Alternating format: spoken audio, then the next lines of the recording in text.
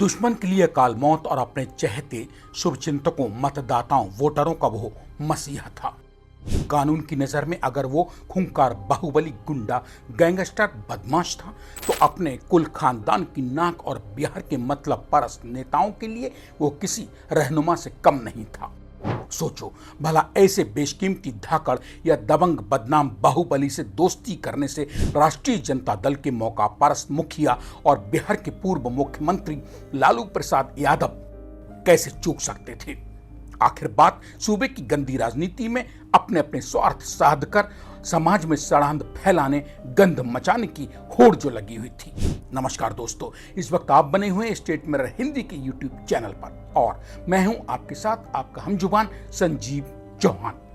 अपने खास कार्यक्रम धाकड़ में आज हम और आप बेबाक बात करेंगे सीवान के सजा याफ्ता पूर्व सुल्तान यानी मोहम्मद शहाबुद्दीन की। क्योंकि इन दिनों बिहार में विधानसभा चुनाव 2025 की घोषणा के बाद से ही चुनावी महोत्सव का सा माहौल है। ऐसे में कालांतर में बिहार के सीवान की गलियों के गुंडा से भारत के माननीय सांसद बनने वाले मरहूम पूर्व सांसद मोहम्मद शहाबुद्दीन का जिक्र ना हो, यह कैसे संभव है। वही शहाबुद्दीन कालांतर में लालू प्रसाद यादव और उनका कुनबा खानदान जिनके आगे पीछे घूमा करता था।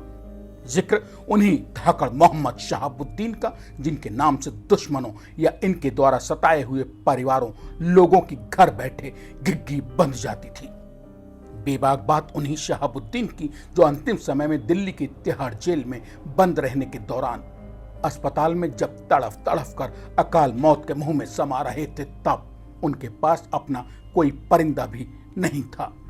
नाते रिश्तेदार या फिर उन नेताओं का तो दूर दूर तक जिंदगी के उस अंतिम दौर में अस्पताल में कोई अता पता ही नहीं था, जो जीते जी सत्ता की सियासत के अखाड़े में इन्हीं धाकड़ शहाबुद्दीन के तलवे चाटते और उनके कसीदे कसते हुए थकते नहीं थे।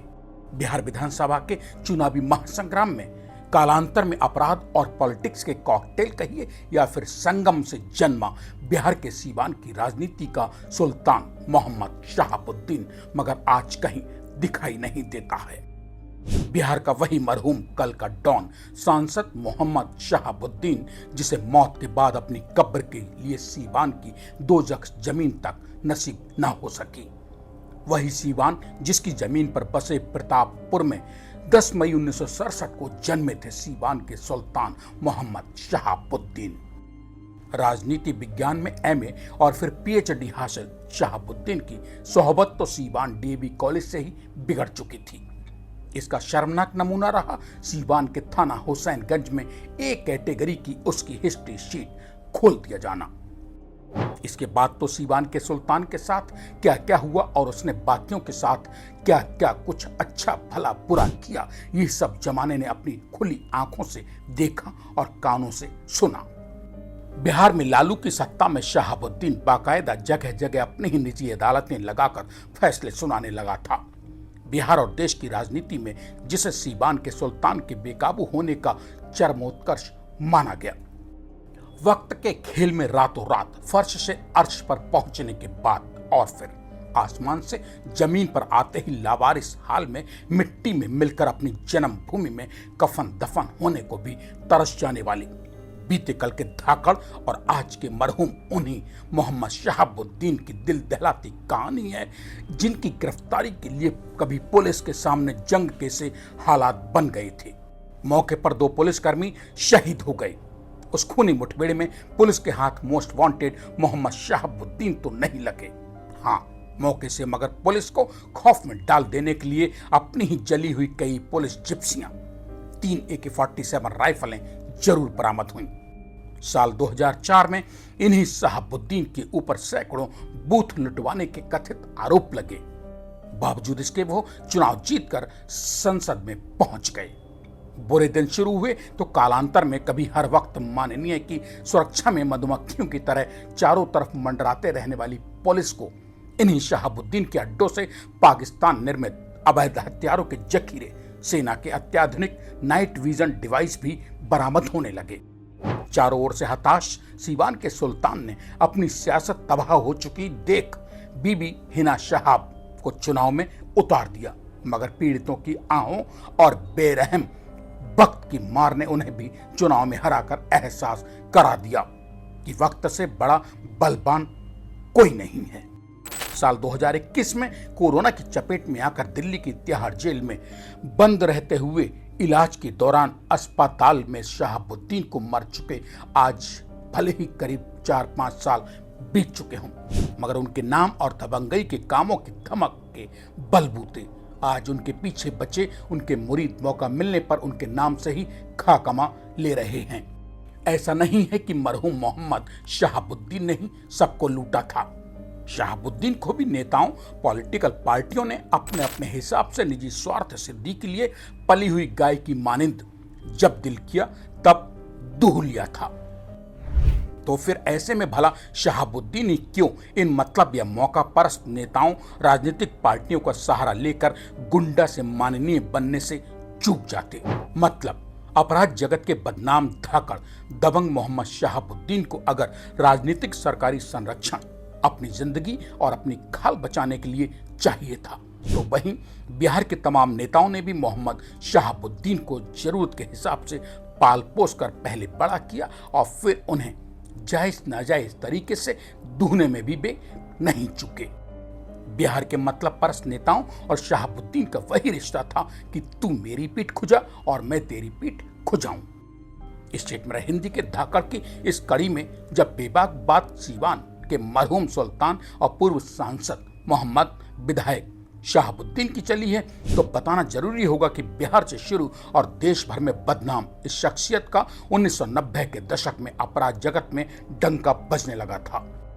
कानून की नजर इसके ऊपर पड़ी तो पुलिस ने उठाकर जेल में बंद कर दिया। यह किस्सा उस जमाने का है जब भारतीय सेना के रिटायर्ड कैप्टन डॉक्टर त्रिभुवन नारायण सिंह जीरादेही से कांग्रेस के विधायक हुआ करते थे। वे साल 1985 में आम चुनाव जीतकर बिहार विधानसभा में पहली बार एमएलए बनकर पहुंचे थे। उस जमाने में प्रतापपुर, जहां के मोहम्मद शहाबुद्दीन मूल निवासी थे, वो इन्हीं नवनिर्वाचित विधायक त्रिभुवन नारायण सिंह के जीरादेही विधानसभा क्षेत्र में आता था। जेल से बाहर रहते हुए उसी दौरान किसी मामले में सिफारिश के लिए मोहम्मद शहाबुद्दीन जब मदद मांगने इलाका विधायक त्रिभुवन नारायण सिंह के पास गया तो उन्होंने मोहम्मद शहाबुद्दीन को यह कहते हुए भगा दिया कि मैं गुंडा बदमाशों की पैरवी नहीं करता हूं। इलाका विधायक त्रिभुवन नारायण सिंह के उस दो टूक रवैये से खार खाई बैठे मोहम्मद शहाबुद्दीन के दिल में उन्हें नीचा दिखाने की जो आग भड़की, वो जेल की काल कोठरी में भी शहाबुद्दीन को झुलसाती रही। 1990 में बिहार में विधानसभा के आम चुनाव हुए तो बदले की आग में जल भुन रहे मोहम्मद शहाबुद्दीन ने जेल में बंद रहते हुए भी निर्दलीय उम्मीदवार के रूप में चुनाव जीतकर डॉक्टर त्रिभुवन नारायण सिंह को हराकर अपनी बेइज्जती का बदला लेकर आगे पीछे का सब हिसाब बराबर कर लिया। इस तरह से जब एक बार जीरादेही विधानसभा सीट से मोहम्मद शहाबुद्दीन गली के गुंडा से माननीय सफेदपोश विधायक बने तो फिर उन्होंने कभी पीछे पलटकर नहीं देखा।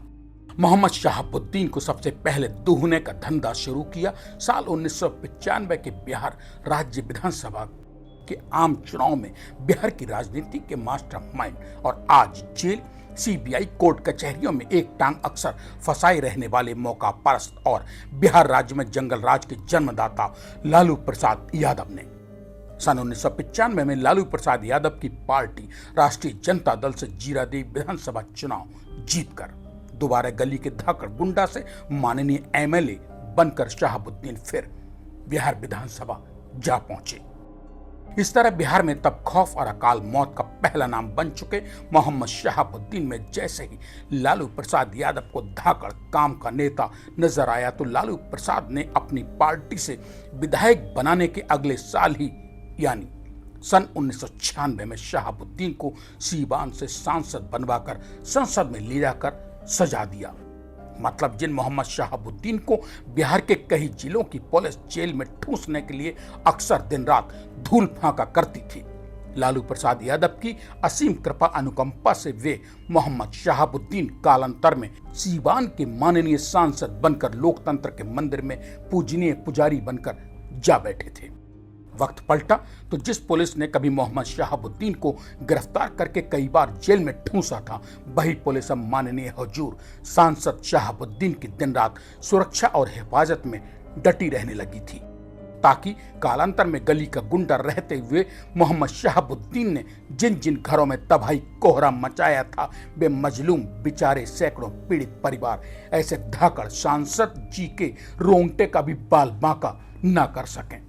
ऐसे सुनहरे दिनों को देख और भोग चुके मोहम्मद शहाबुद्दीन और उनके अपनों ने उसके बाद जो भयावह डरावना रूह कपा देने वाला मंजर अपनी आंखों से अगर देखा तो वो था साल 2021 के कोविड काल में दिल्ली के दीनदयाल उपाध्याय अस्पताल में तिल तिल कर घुटते और तड़फ तड़फ कर अकाल मौत के मुंह की ओर बढ़ते हुए तन्हा शहाबुद्दीन की रूह कपाती अकाल मौत का मंजर, ऊपर वाले की बेआवाज लाठी की वो डरावनी मार जिसकी चोटों ने न केवल सीवान के सुल्तान को अपनों से दूर अकाल मौत के मुंह में ले जा पटका, बल्कि अपनी कर्म भूमि और जन्म स्थली सीवान की जमीन में सुपुर्दे खाक तक होने का मौका क्रूर वक्त ने उनके हाथों से झपट लिया।